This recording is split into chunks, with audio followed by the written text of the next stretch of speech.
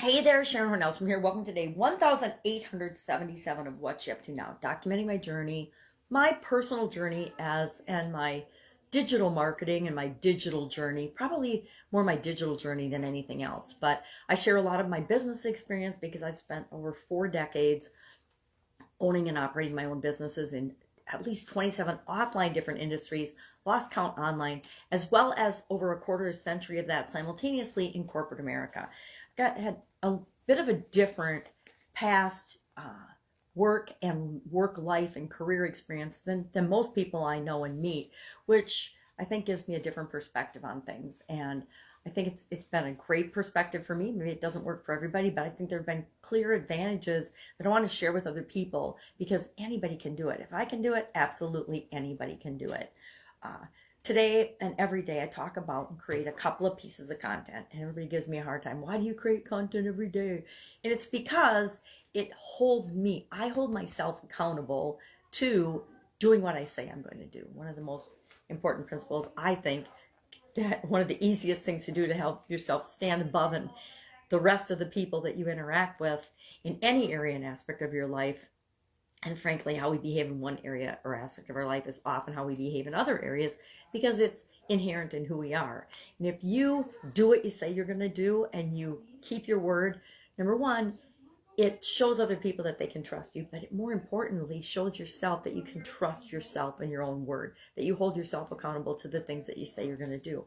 And I say I'm going to do an annual challenge. I do it every day. That is me holding myself accountable. So do what you say you're going to do.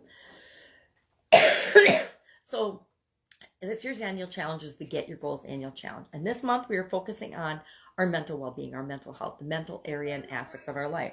So we're going through, and every month I'm going to go through, for 9 months of this year, we will be doing and focusing in on a different area of the life framework. A life framework that I've used since, well, I used 7 parts of it since, the late 70s, early 80s for sure.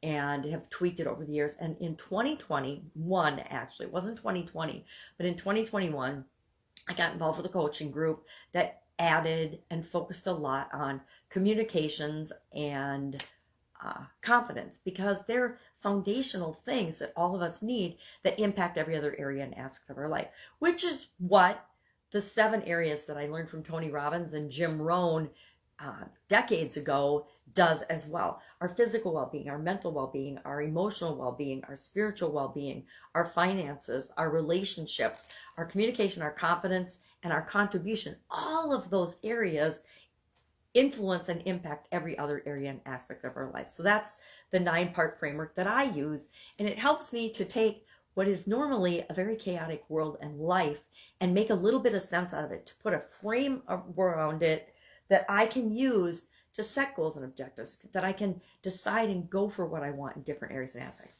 And there's overlap in all of them. So one area and one goal that I set might actually impact 5 or 6 different areas of my life, and in a positive way. So it actually makes things simpler because we can see the connections. So this month we're focusing on mental well-being, and we did step 1 today, which is figure out what you want.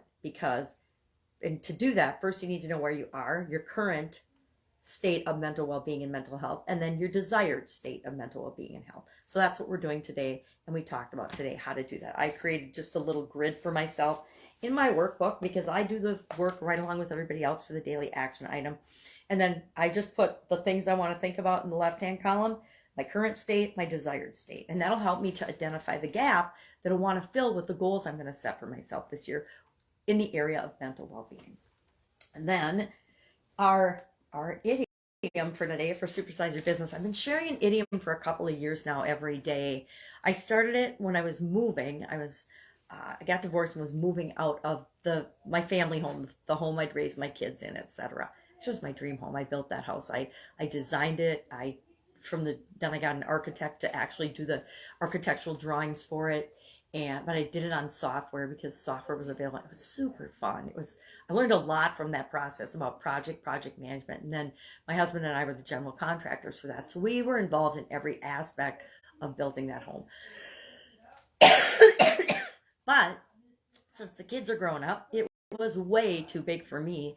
And I have visual challenges, so it got to the point where I couldn't, I didn't choose to. I could figure it out because, I had everything, I knew how to get around the house, but it didn't make sense for me to be living there on my own anymore.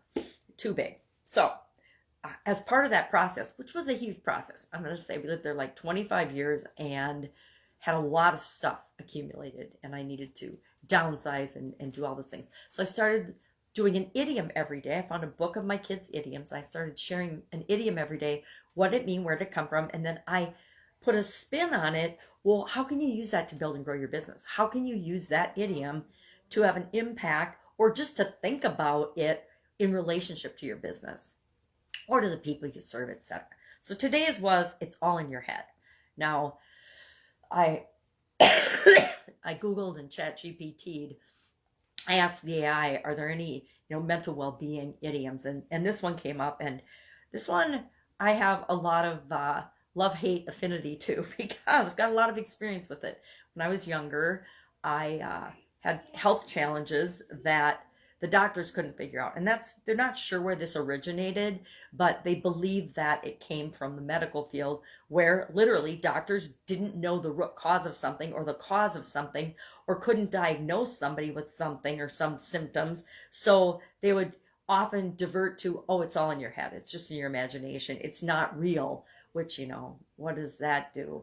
That makes you think that you're crazy and it's all in your head when it absolutely positively is not. It's physical things.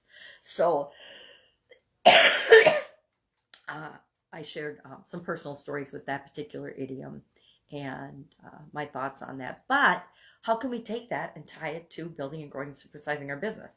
Well, the people that we serve have challenges and problems, and they describe them in ways that you might not be able to diagnose immediately, but it behooves you to figure out and help them solve those problems. Even if you can't figure out the root cause, you can find solutions to those problems. And the more problems you can solve for your group of people and the people that you're here to serve, the more successful your business will be. We see it time and time again. So we talked about that. Still traveling, got a cold, definitely feeling under the weather. Got a little sun yesterday. That helped, I think, the vitamin D. So I'm hoping the sun will shine again today. Looks like it might. Looks like it's coming up anyway. And I will see if I can get a little more vitamin D today. It is my daughter's birthday today. It's my mom's birthday on Sunday, so lots of celebrating. Although I'm not with my daughter, which makes me sad, I will celebrate with her when I get home. All right. If I can help you anyway, hit me up and ask. Otherwise, have a fabulous day, and I will be with you tomorrow because I said I'm good.